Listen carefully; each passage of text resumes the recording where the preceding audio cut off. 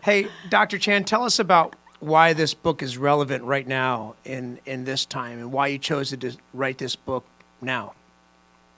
Well, allow me to start back up in your introduction about the 75% and the 85 Please. and the 80%. I think those numbers are wrong. I think 100% of pastors are under stress and 100% of pastors think about quitting. Yeah. Yes. If you have not thought about quitting, you just haven't pastored. Yeah. Yeah. So, Ministry will give you opportunity after opportunity to, that 52 weekends in a year, at least 20 of them, you leave the church saying, I never want to go back. Yeah. And then you come out of those meetings that were supposed to be easy and they ended up tough. And you have people who you thought you're going to do life with, and then they end up finding life somewhere else. And church people can be the meanest people on the planet. They just don't leave. They leave bad. And I don't want to talk them too much. Nobody ever teaches them how to leave. We teach them how to come into the church, but we never teach them how to leave. So people Wow. leave in a dysfunctional manner. So I want to say that every pastor who's listening to me should know that every pastor they're going to ever talk to will meet today, will read about today. Doesn't matter what book you're reading, or podcast you're listening to, or webinar you're on, or in person. 100% of them are under stress. 100% of them feel like leaving. right. Just figured out how they can lie about it, because most, I want to tell you, every pastor lies. Every pastor lies. Come on now. Come on. Yeah. Preach it. You go to a pastor's conference, you have a conference of liars there. And they lie to I each love other. that we're in good company here with Yeah. you, and you're thanks for calling us all out today. I love it. I love it. Yeah. Every pastor listening to me right now needs to know, you are under stress. The more you deny it, you increase your stress. The more you accept it as part of what God has called you to do is that. But I think the biggest help, and I'm getting to your question about the book. No. That was good. Because I'm not on this call to sell books. I'm here to talk to pastors. Yeah. Yeah. Books sell themselves. If they're good, they will sell. So I'm not worried about that. The thing is, God trusts you. And I can say this about stress test. He tested you before he gave you the stress.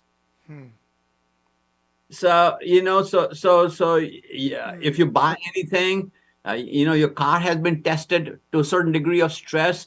All your electronics has had the sign UL on it, unlimited. So that everything that you have has been tested. Your microphones have been tested. Your lights have been tested. The building you're sitting in, an engineer had to sign off on it with a stress test to give you the occupancy certification. And so you need to know that God did not place you where you are in the situation you're in. Now, you may not have known about this, but God knew about it, and he stress tested you. Daniel was tested before he was in the lion's den. David was tested before. Now, in David's case, he tells us his stories. He talks to Saul, the king, and says, I did this with the lion, I did this with the bear, etc., etc. But he was tested. Abraham was tested. Job was tested. Jesus was tested. Come on now. Oh wow. So, Come on. Paul was tested. Peter was tested. Which Bible character was not tested? But So the first thing I want everyone to hear from me is stress test. God stress tested you before he put you into the stressful position. So you come with a warranty on you. Now you can negate your warranty if you want to. You can. If you start doing it in the arm or in the strength of the arm of the flesh, and that is why it says not by might, not by power, but by spirit. I'm not trying to preach over here. I'm just simply saying to you, I feel stressed. Yeah. You feel stressed. We're all stressed, and especially in this post-pandemic time, when more things are uncertain than certain, formulas do not work. What worked for us back then does not work for us anymore. People have changed, circumstances have changed, economy has changed, our situations have changed, our delivery systems have changed. What has not changed? I mean, the frequency of people coming to church has changed.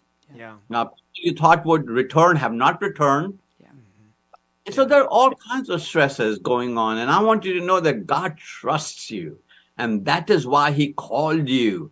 And because of his callings, you can trust God who holds the warranty on you. You don't hold the warranty on yourself. God holds the warranty on you. And it's unlimited warranty. It's not about mileage. It's not about, the number of things you put on your motor. Right, You right. are trusted by God. So not your question, not your question, not your No, question. That's it fabulous. makes, I feel so, you've not just ministering to us. I mean, you're ministering to every pastor listening right now who, you're right, 100% of pastors are stressed out, and maybe they just didn't check that on the, on the survey. They were lying about it. Yeah, absolutely. That's right. Absolutely. That's right. Yeah, And you're writing to us about creating chaos and at the right times, and so I just love the way you love pastors, and thank you for that and your ministry to all of us on behalf of every pastor who's been mentored by you in our books, and at the same time, it's important to create at the right moments the right leadership. Chaos and how to do that the right way. And you wrote a great book about it.